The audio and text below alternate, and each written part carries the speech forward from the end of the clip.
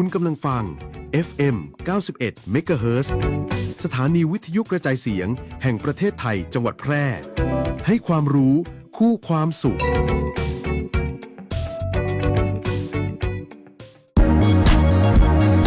ครอบคลุมกว้างไกลสื่อสารฉับไวฟังสวทแพร่ FM 91 MHz กรมประชาสัมพันธ์สื่อรัฐพัฒนาคุณภาพชีวิตคนจังหวัดแพร่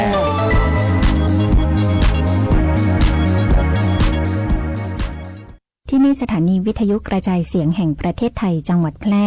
ส่งกระจายเสียงด้วยระบบ FM สเตอริโอมัลติเพล็กซ์ความถี่91 เมกะเฮิรตซ์จากนี้ไปติดตามรับฟังรายการวิทยุคนเมืองแพร่ไปจนถึงเวลา 11 นาฬิกาค่ะสถานีวิทยุกระจายเสียงแห่งประเทศไทยจังหวัดแพร่ร่วมกับชมรมวิทยุคนเมืองแพร่ขอเสนอรายการวิทยุคนเมืองแพร่หลากหลายสาระความรู้สุขภาพคลังสมองภูมิปัญญาวัฒนธรรมท้องถิ่นสารพันอาชีพเด็กเยาวชนและสังคมหมอกฎหมายทนายชาวบ้านติดตามรับฟังได้ที่นี่ทุกวันจันทร์ถึงศุกร์ 10:10 นถึง 11:00 นทางสถานีวิทยุกระจายเสียงแห่งประเทศไทยจังหวัดแพร่ FM 91 MHz วิทยุคนเมืองแพร่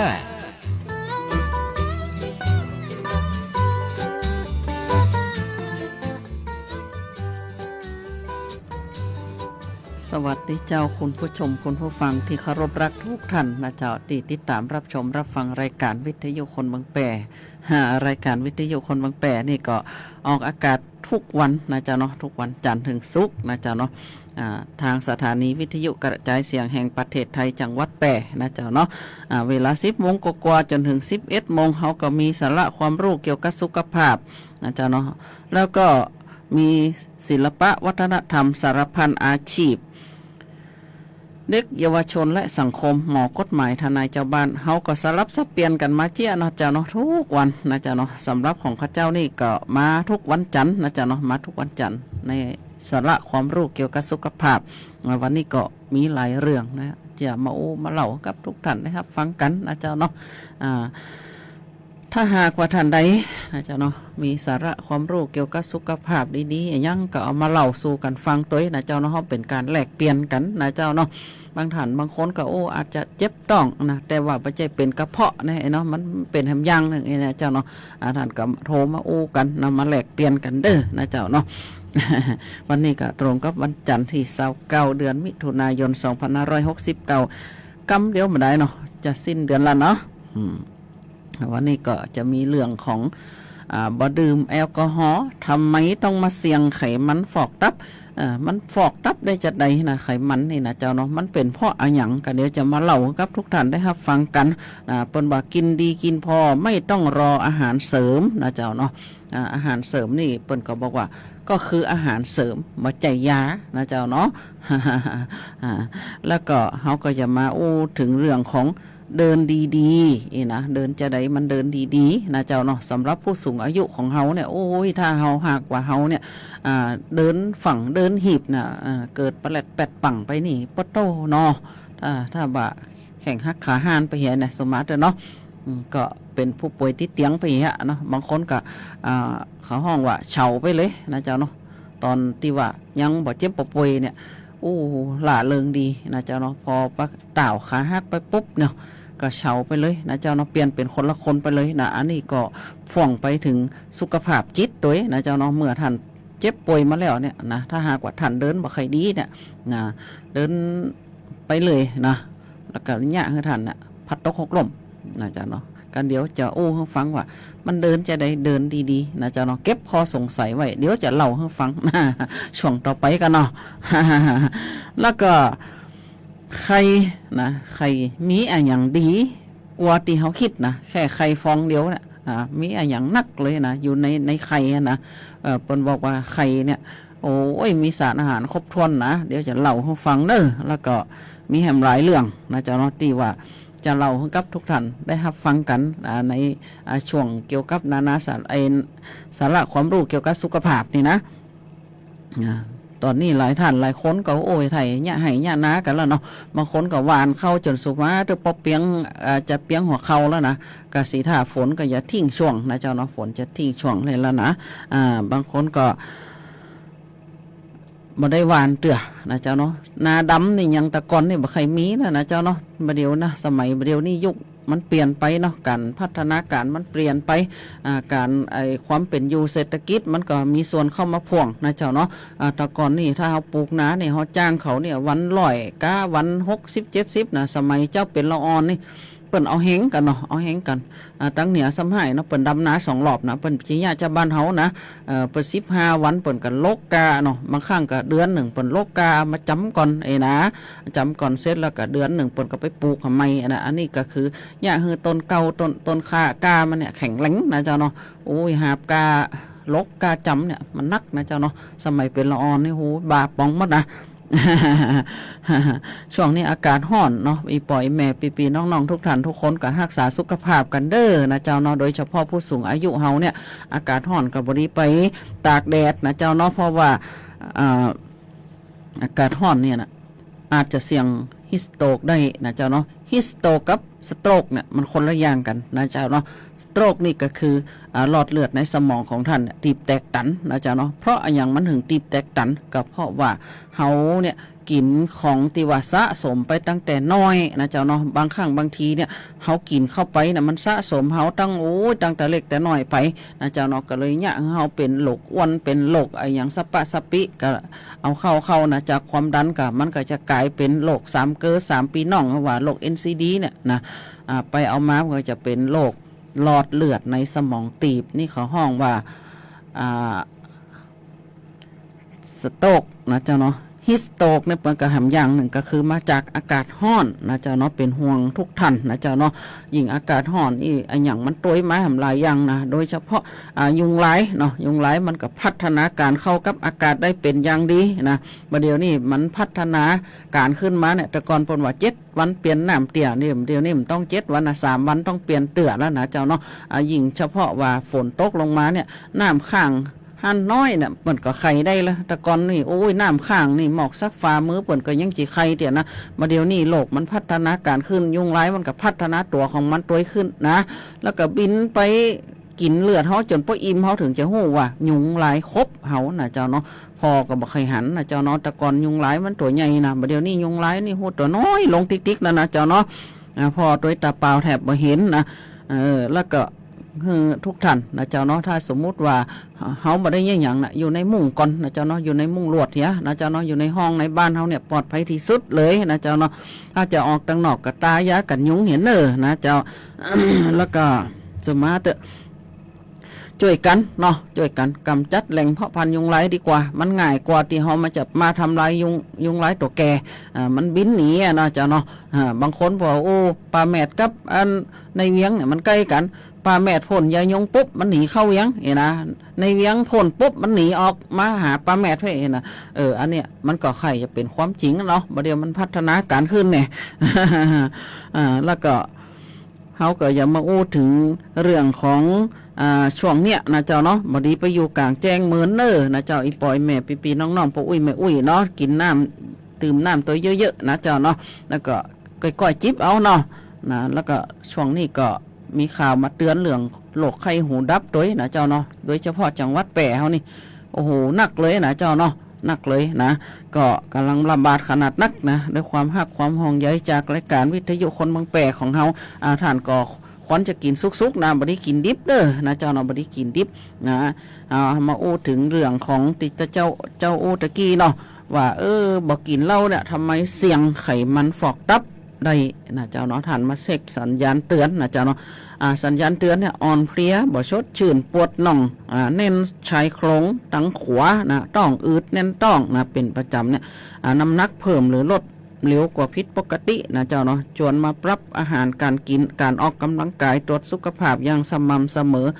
ทำไมมันถึงเป็นนะเจ้าเนาะก็เพราะว่าอย่างเจ้าอูตะกี้น่ะกินสะสมไว้นะเจ้าเนาะท่านก็ต้องลดหวานมันเค็มเหียนะเจ้าเนาะถ้าหากว่าท่านไปซื้อกับข้าวมากินมันเนี่ยนะเจ้าเนาะ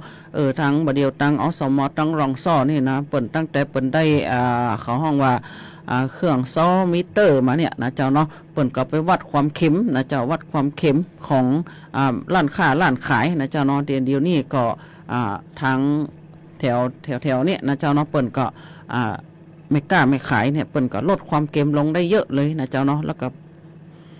หลายท่านหลายคนนะเจ้าเนาะก็ไปซื้อกินก็ดีต่อสุขภาพนะเจ้าเนาะนี่คนเพิ่นบอกว่ามันมาจากอาหารการกินนะเจ้าเนาะตีเนี่ยคือไขมันฟอกตับเฮานะเจ้าก็จะอู้ถึงเรื่องกินดีกินพอไม่ต้องรออาหารเสริมนะเจ้าเนาะทำไมถึงซื้อมากินนะอาหารเสริมนี่นะเจ้าเนาะบางคนก็บ่จะได้ฮู้ว่าโรคตะเกาเนี่ยคือโรคอะไรหยังนะเจ้าเนาะทำไมต้องมากินตัวนะเจ้าเนาะท่านได้ตรวจหรือยังทำไมท่านต้องมากินอาหารเสริมตัวนี้นะเจ้าเนาะบางครั้งบางท่านบางคนเนี่ยสมมาจะเจ็บหัวเข่าเนาะบ่ฮู้ว่าเจ็บหัวเข่าเพราะสาเหตุอะไรหยังบ่ได้ไปตรวจที่หมอนะเจ้าเนาะท่านก็คิดว่า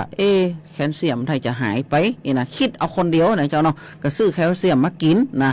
กันเนี่ยบางคนก็กระดูกงอกออกมานะบางคนก็ต้องอึดนะเจ้าเนาะเพราะว่าแคลเซียมเนี่ย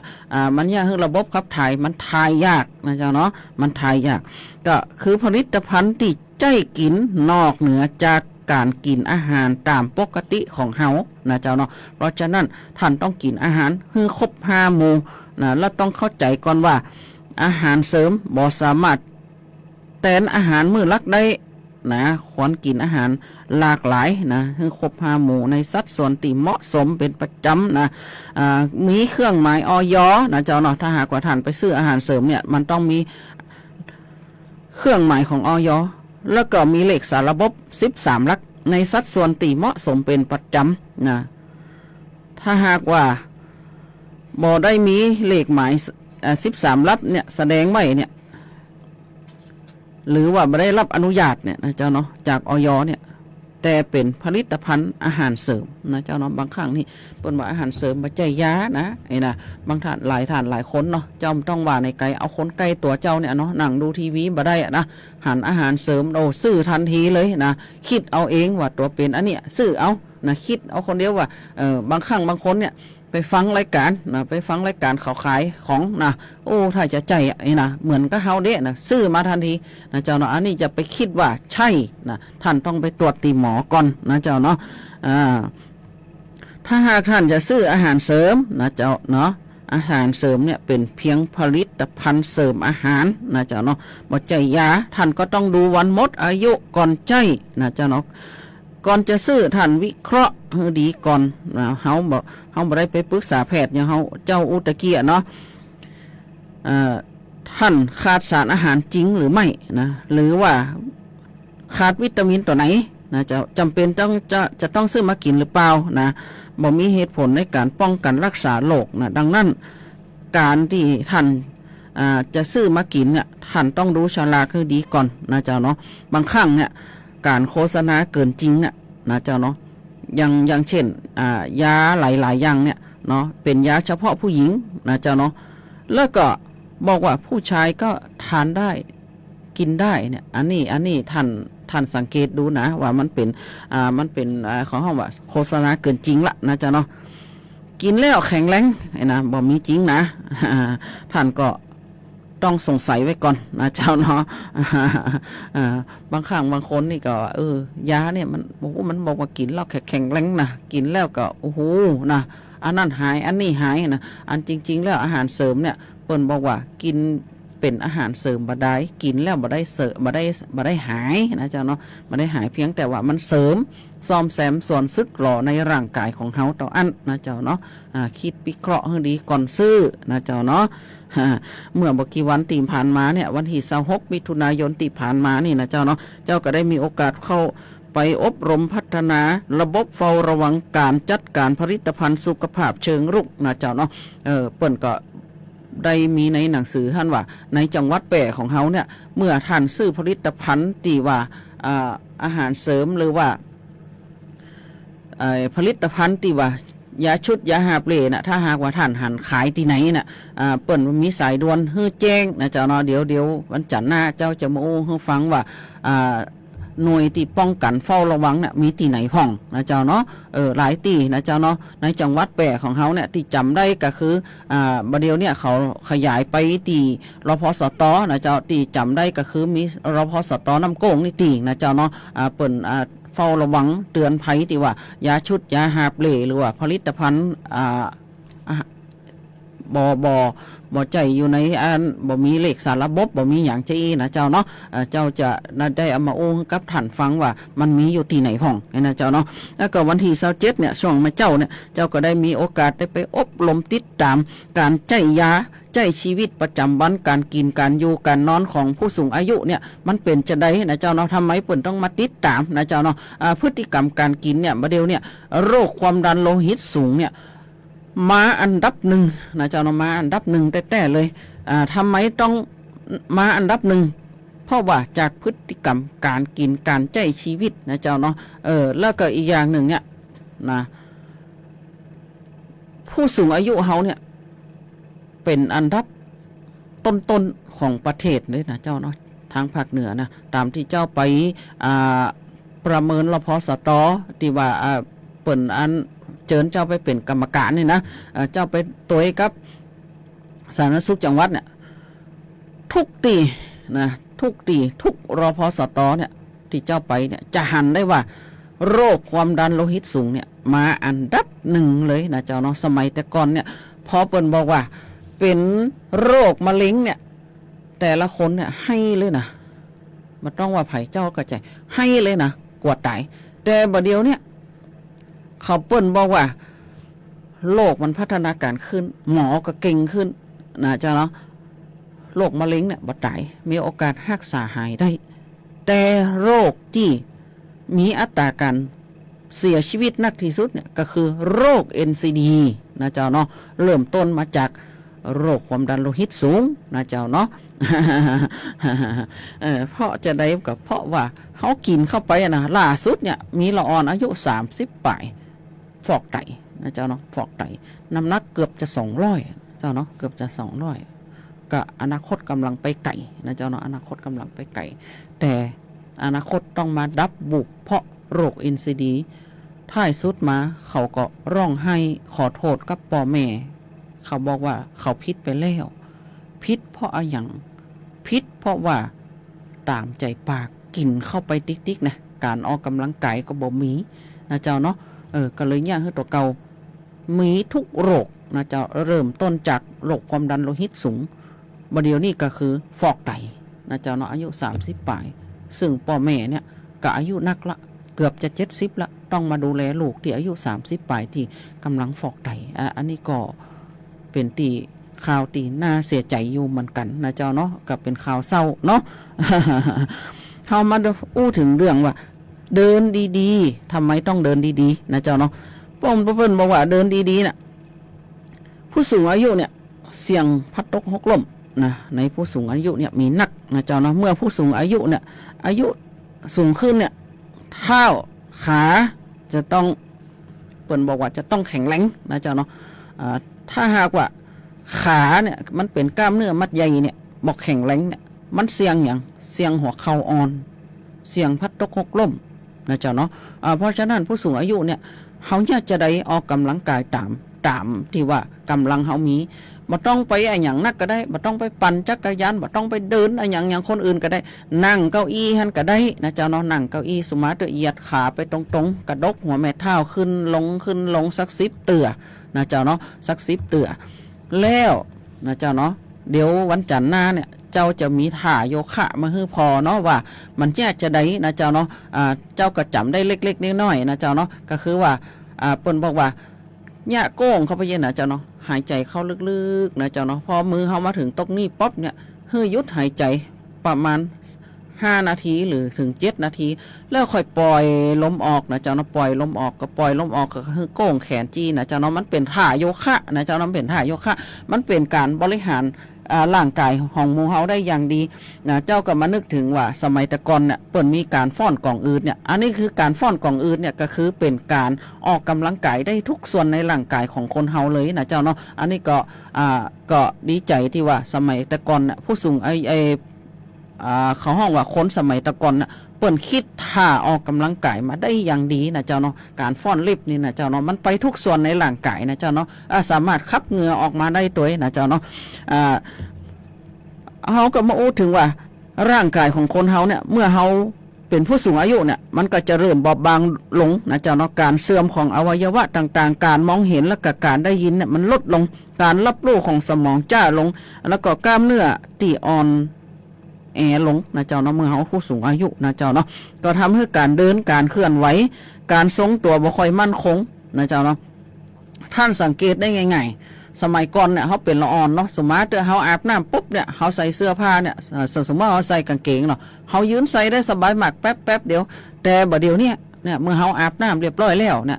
ทรงตัวบ่ได้แล้วนะเป็นผู้สูงอายุทรงตัวบ่ได้ละยกขาข้างเดียวบ่ได้แล้วนะจะก้นตุ่มละหัวจะปุ่งนะเพราะฉะนั้นท่านต้องหาเก้าอี้ไปไว้ในห้องน้ำนะการที่เขาอาบน้ำเสร็จเรียบร้อยแล้วนั่งเก้าอี้ก่อนก็ใส่นะเจ้าเนาะยกขึ้นทีละขานะจะมาก้มใส่เหมือนแต่ก่อนมาได้นะหัวสูดนะหัวตั้งลงนะหัวมงลงปื้นเลยนะการเดินการเคลื่อนไหวการทรงตัวเนี่ยบ่ค่อยมั่นคงนะเจ้าเนาะเขาเป็นผู้สูงอายุละนอกจากนี้ก็ยังมีปัจจัยเสี่ยงในการจากโรคภัยไข้เจ็บนะเช่นโรคหลอดเลือดสมองภาวะกระดูกพรุนที่เพิ่มความเสี่ยงในการพัดตกหกล้มนักขึ้นนะเจ้าเนาะการหกล้มเป็นปัญหาสำคัญที่ส่งผลกระทบต่อผู้สูงอายุโดยเฉพาะผู้สูงอายุที่มีปัญหากระดูกพรุนหรือสุขภาพบ่ค่อยดีกระดูกกล้ามเนื้ออ่อนแรงทำให้กระดูกบางหักง่ายการหกล้มเป็นเพียงเล็กน้อยอาจจะนำพาไปสู่การบาดเจ็บร้ายแรงส่งผลต่อคุณภาพชีวิตของผู้สูงอายุอย่างไรก็ตามการป้องกันการหกล้มเนี่ยบ่ใจเป็นเรื่องยากเพียงแต่เข้าใจปัจจัยเสี่ยงแล้วก็ปรับการดูแลตัวเองการทรงตัวอย่างเจ้าอูตะกี้เนี่ยเจ้าเนาะสมัยแต่ก่อนเนี่ยเขาเป็นละอ่อนเนี่ยใส่กางเกงได้สบายนะแต่บัดเดียวนี่ร้องก้มใส่กางเกงนะหัวมงลงปุ๊บนะอันนี้ก็เสี่ยงนะเจ้าเนาะถ้าหากว่าเขาก้มไปปุ๊บเนี่ยหัวเขามงปื้นเนี่ยจะได้นะเจ้าเนาะหัวสมองเขานอกไปแล้วนะเจ้าเนาะมันเอากลับคืนมาได้นะเจ้าเนาะบางคนเนี่ยหกล้มไป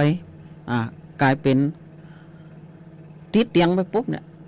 จิตใจมันห่อเหี่ยวเลยนะจิตใจห่อเหี่ยวปุ๊บเนี่ยมันมีกำลังใจนะเจ้าเนาะก็ต้องดูแลสุขภาพจิตกันใหม่นะแล้วก็ต้องฝึกเดินนะเจ้าเนาะตามที่เจ้าก็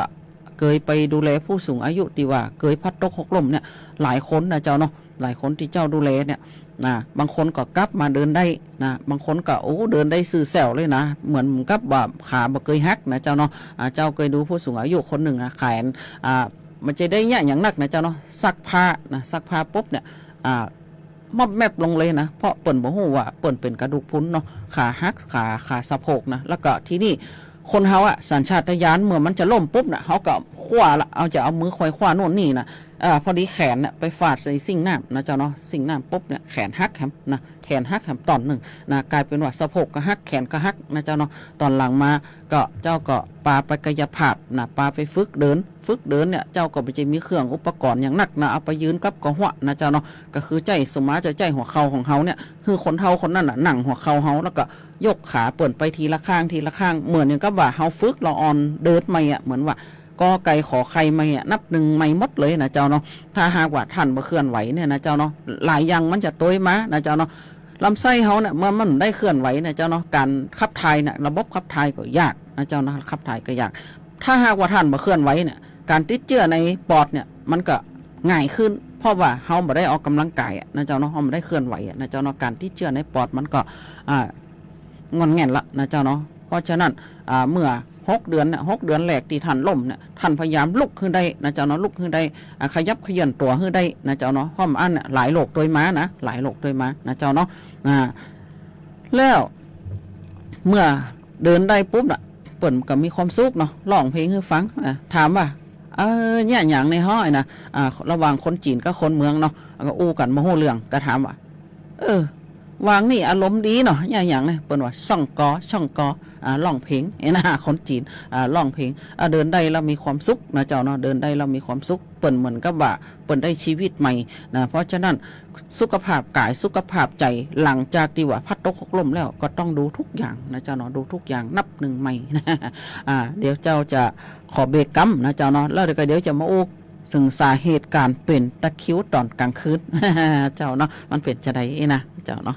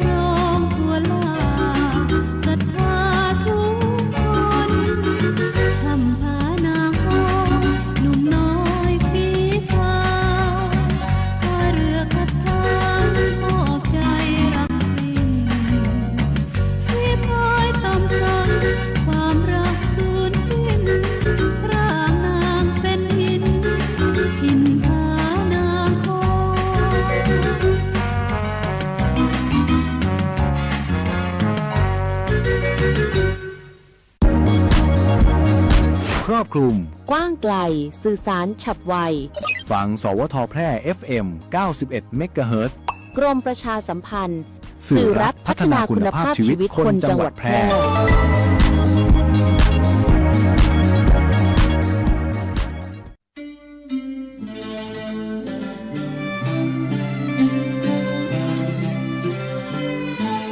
หม้อห้อมไม้สักถิ่นรักพระหล่อช่อแห่สีเมืองหรือเรื่องแพะเมืองผีคนแพร่นี้ใจงาม ชาวจังหวัดแพร่ขอต้อนรับนักท่องเที่ยวทุกท่านที่มาเยือนพวกเราด้วยความยินดียิ่ง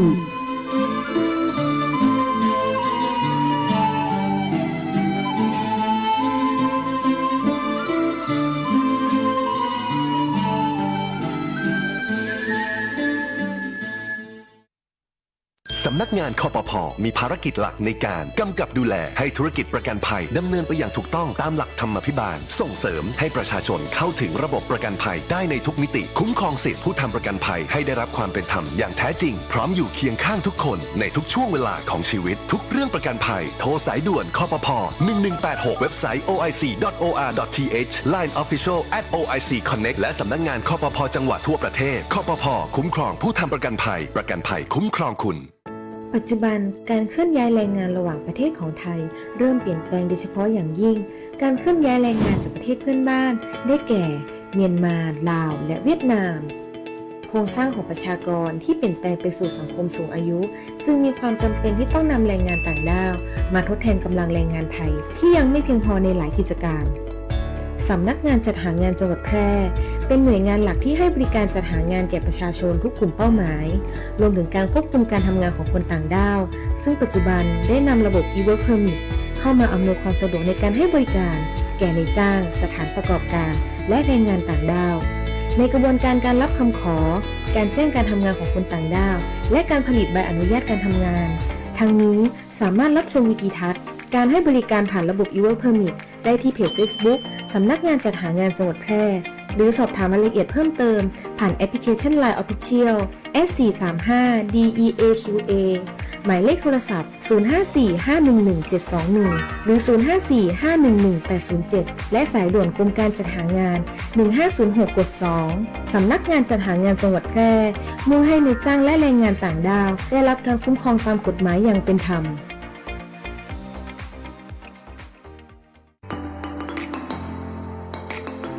ขับขี่ปลอดภัยเมืองไทยไร้อุบัติเหตุด้วยความห่วงใยจากสวทแป FM 91 เมกะเฮิรตซ์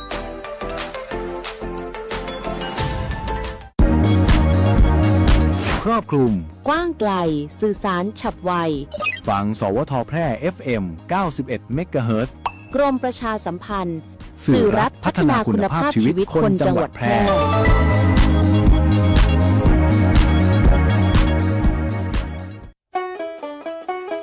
สถานีวิทยุกระจายเสียงแห่งประเทศไทยจังหวัดแพร่ร่วมกับชมรมวิทยุคนเมืองแพร่และบริษัทแพร่ซีเมนต์เซ็นเตอร์จำกัดขอเสนอรายการวิทยุคนเมืองแพร่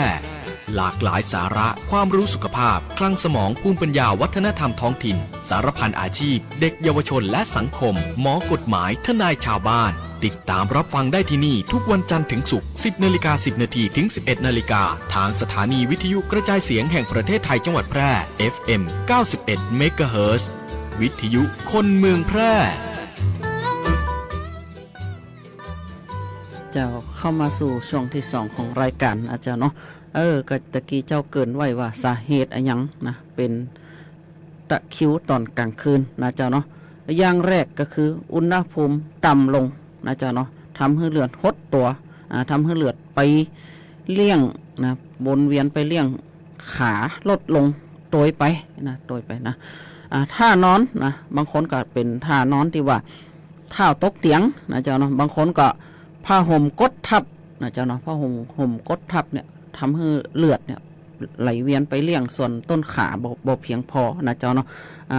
เส้นประสาทส่งสัญญาณตอนกลางคืนก็คือเส้นประสาทยังทำงานอยู่นะเจ้าเนาะไต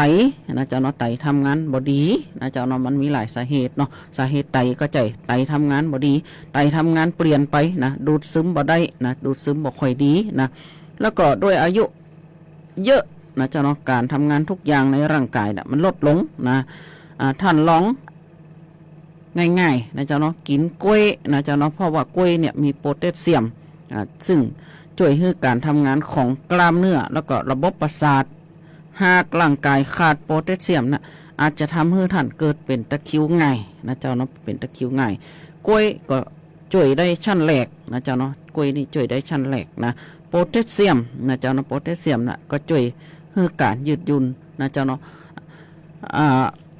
มันก็เหมือนสปริงนะเจ้าเนาะกล้วยเนี่ยนะกล้วยเนี่ยมันก็เหมือนกันก็ว่าเมื่อเขากินไอ้กล้วยเข้าไปปุ๊บเนี่ยมันมีโพแทสเซียมนะโพแทสเซียมจะช่วยยืดนะเจ้าเนาะช่วยยืดกล้ามเนื้อเขานะเจ้าเนาะแล้วก็อีกอย่างหนึ่งเนี่ยนะแมกนีเซียมนะเจ้าเนาะร่างกายเขาเนี่ยอาจจะขาดธาตุจากเขาห้องว่าธาตุจากธรรมชาตินะที่มาช่วยให้กล้ามเนื้อที่บอกว่าอย่างสมมุติว่าโพแทสเซียมนะมันช่วยยืดเนาะช่วยยืดไปปุ๊บเนี่ยแล้วก็ยังสมมติว่าสปริงแฮมตัวหนึ่งเนี่ยนะเจ้าเนาะก็ยังแมกนีเซียมนะมันก็จะเหมือนกับว่าเขาห้องว่ามันหัดตัวของเขาไว้หัดส่วนกล้ามเนื้อของเขาไว้มันบ่ปล่อยมันบ่คลายนะเจ้าเนาะยืดแต่มันบ่ปล่อยบ่คลายเนี่ยเจ้าเนาะแมกนีเซียมเนี่ยก็จะเนี่ยคือมันคลายกล้ามเนื้อนะเจ้าเนาะแมกนีเซียมเนี่ยมันจะมีอยู่ในงาดำถั่วเขียวนะจะช่วยให้คลายตัวนะเจ้าเนาะ ลดการหดเกร็งของกล้ามเนื้อแล้วก็ช่วยลดโอกาสเป็นตะคริวนะจ๊ะอย่างไรก็ตามนะเจ้าเนาะตะคริวไม่ได้เกิดจากขาดแหล่ธาตุอย่างเดียวแต่อาจจะเกิดจากการที่ว่าหมู่เฮาเนี่ยดื่มน้ำน้อยนะนั่งเมินๆบ่ค่อยออกกำลังกายเลยนะพักผ่อนบ่เพียงพอผู้สูงอายุบางคนเนี่ยมีโรคประจำตัวบางชนิดนะเจ้าเนาะก็จะยะให้เป็นตะคริวได้นะคำแนะนำก็คือให้ท่านเนี่ยดื่มน้ำนักๆน้อยนะเจ้าเนาะดื่มน้ำให้เพียงพอนะเจ้าเนาะรับประทานอาหารที่มีแหล่ธาตุอย่างเช่นโพแทสเซียมแมกนีเซียมนะเจ้าเนาะมันก็จะมีอยู่ในไก่อยู่ในงาดำก็อยู่ในถั่วเขียวนะเจ้าเนาะแมลงมาเฮาก็กินงาดำผสมกับถั่วเขียวนะแมลงมานะเจ้าเนาะแล้วก็มาอันก็กินกล้วยนะเจ้าเนาะระวังแมวันน่ะเฮากินเนี่ยมันก็อยู่ในช่วงมะวันนะเจ้าเนาะเพราะฉะนั้นกล้วยเนี่ยที่มีโพแทสเซียมนะเฮาต้องกินแมลงตัวนะเจ้าเนาะกินแมลงเพื่อให้เฮาเป็นตะคริวนะเจ้าเนาะเจ้าก่อนที่เจ้าจะอู้ถึงเรื่องไข่เป็นอาหารที่มีคุณค่าทางโภชนาการสูงที่สุดเนี่ยเจ้าก็อย่ามาอู้ถึงเรื่องของการระบาดเขาห้องว่าสกุตซีนะจ๊ะเนาะสกุตซีรัฐมนตรีนางสาวสุภมาศเนี่ยเปิ่นห่วงใยขนาดนักเลยเรื่องสกุตซีปลอมนะกำลังระบาดเสี่ยงพบสารเคมีอันตรายปนเปื้อนสคบจับมือเร่งตรวจสอบสินค้า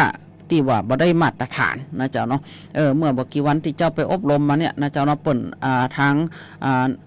เภสัชต่างๆหลายท่านเนี่ยนะเจ้าเนาะเปิ่นก็มาอู้ถึงเรื่องสกุตซีนี่พอดีมันก็มีข่าว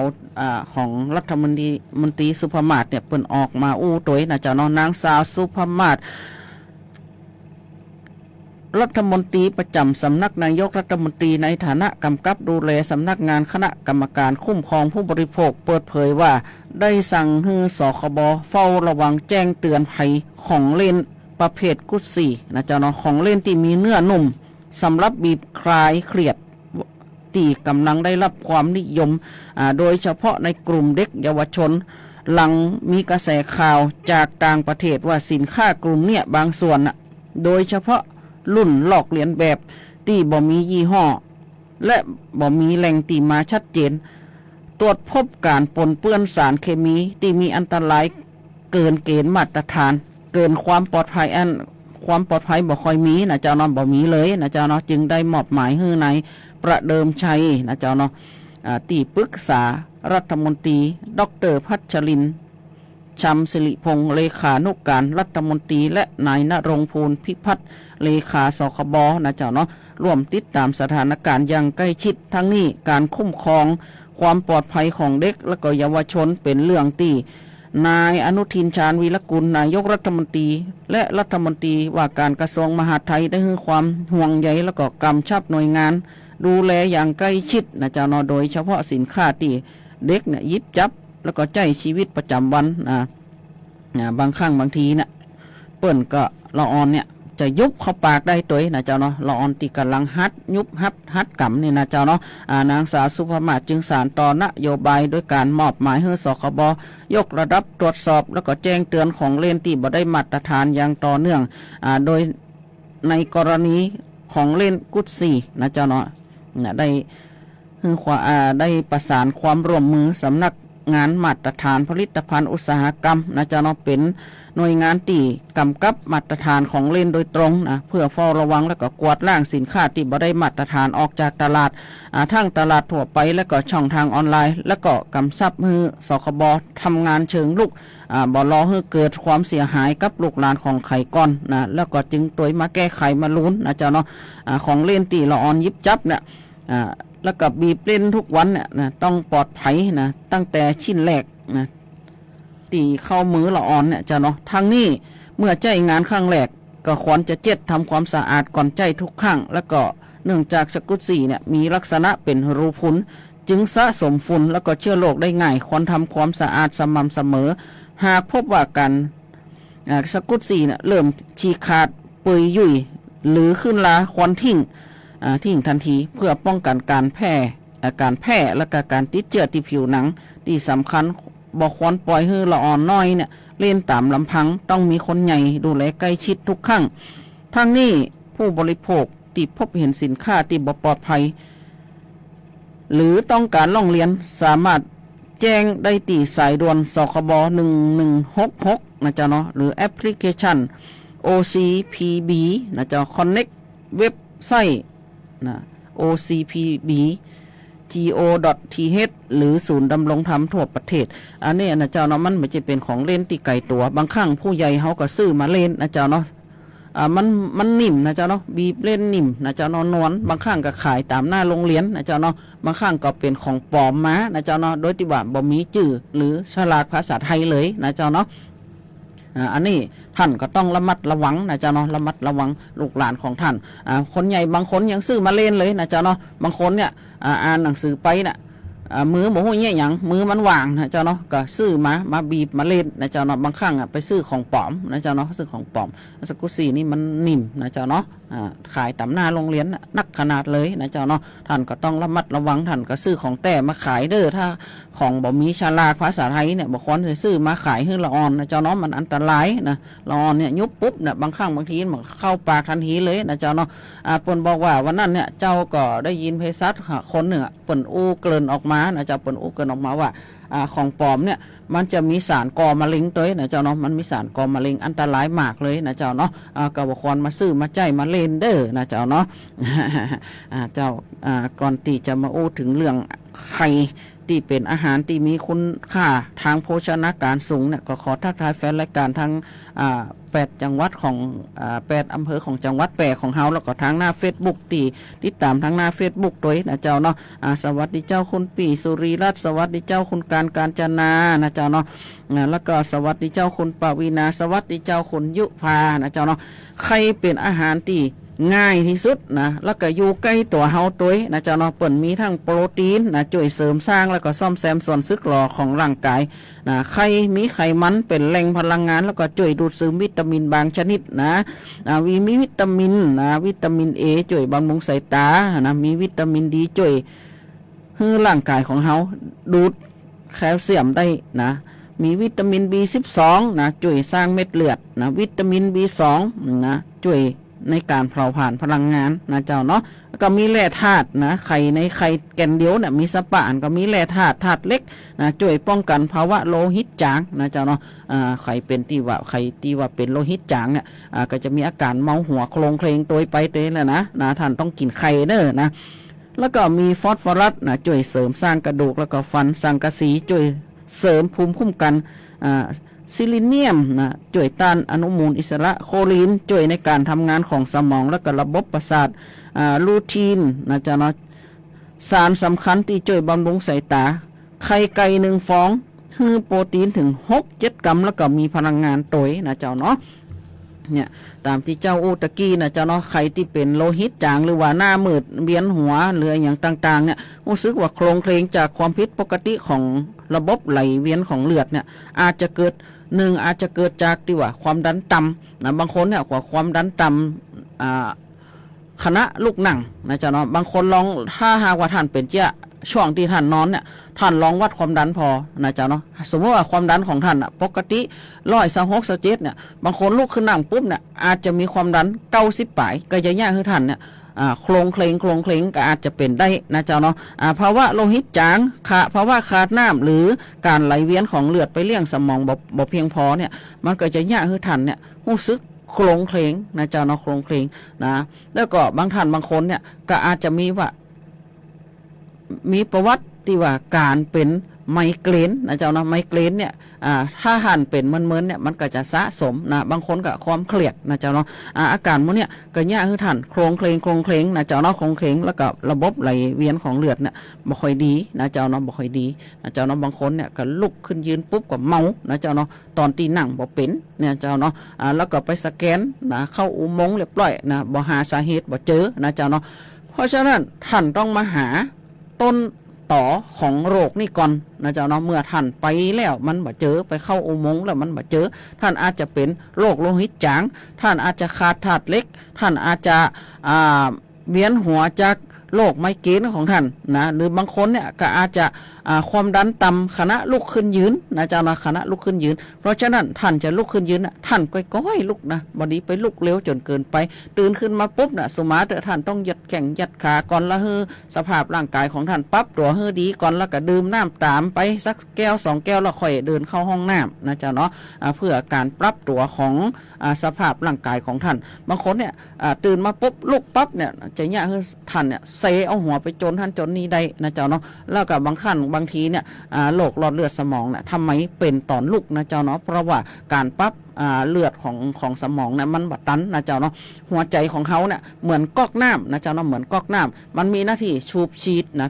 มีหน้าที่เปิดน้ำนะเจ้าเนาะเส้นเลือดของเขาก็เปรียบเทียบเหมือนสายยางนะเจ้าเนาะสายยางเนี่ยเมื่อเขาเป็นละออนเนี่ยเขาเป็นละออนเนี่ยสายยางมันก็เหมือนเขาซื้อมาใหม่เนาะไข่ใสเจ้าเนาะพออายุนักขึ้นมันก็มีตะกันมีตะกอนขึ้นมานะเจ้าเนาะ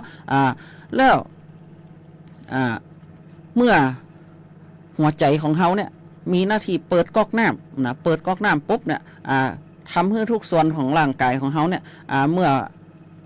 เปิดก่อยสมัยร้อนเนี่ยเปิดก่อยมันก็ไปละนะเจ้าเนาะพออายุนักเนี่ยเปิดแห้งจะได้มันก็ไปอาการชูบชีดของกล้ามเนื้อของหัวใจของเขาเนี่ยมันทำงานนักขึ้นเพราะว่าเขากินหวานมันเค็มนักจนเกินไปนะเจ้าเนาะมันก็เนี่ยคือเขาเนี่ยเป็นโรคหลอดเลือดนะเจ้าเนาะเอาเข้าเนี่ยก็จะเป็นโรคหลอดเลือดในสมองตัวเมื่อสายยางของเขาเนี่ยนะเจ้าเนาะมันเป็นขี้ตะกันนะหัวใจเปิดแห้งปุ๊บนะเปิดสายยางเปิดก๊อกน้ำแห้งปุ๊บเนี่ยขี้ตะกันมันไปอุดในสมองนะเจ้าเนาะขี้ตะกันอุดในสมองก็เนี่ยคือเฮาเนี่ยเป็นโรคหลอดเลือดสมองนะเจ้าเนาะเมื่อเฮาผ่าตัดปุ๊บเนี่ยบางรายก็ผ่าตัดได้บางรายก็ผ่าตัดบ่ได้นะเมื่อผ่าตัดปุ๊บเนี่ยสิ่งรอบข้างมันก็โดนกระทบกระเทือนนะเจ้าเนาะเมื่อผ่าตัดสมองแล้วปุ๊บเนี่ยทำไมต้องเป็นเบอร์เป็นโน่นเป็นนี่ก่อนนะเจ้าเนาะถึงมาฟื้นฟูได้เพราะว่าอวัยวะส่วนรอบข้างเนี่ยมันโดนกระทบกระเทือนนะเจ้าเนาะเพราะฉะนั้นรักษาที่ต้นเหตุก็คือรักษาตอนที่ท่านยังไม่ป่วยก็คือท่านเนี่ยลดหวานมันเค็มป้องกันโรค NCD โรคหลอดเลือดในสมองโรคหัวใจนะเจ้าเนาะเมื่อท่านเป็นความดันปุ๊บทุกอย่างมันจะเริ่มตัวมานะเจ้าเนาะมาถึงท้ายรายการของเฮาแล้วนะเจ้าเนาะวันนี้ข้าเจ้าก็จะได้นำรายการวิทยุคนเมืองแปะจากลาท่านไปก่อนนะเจ้าเนาะสำหรับวันนี้ข้าเจ้ามายุรีเครือใจก็ขอกล่าวคำว่าสวัสดีเจ้า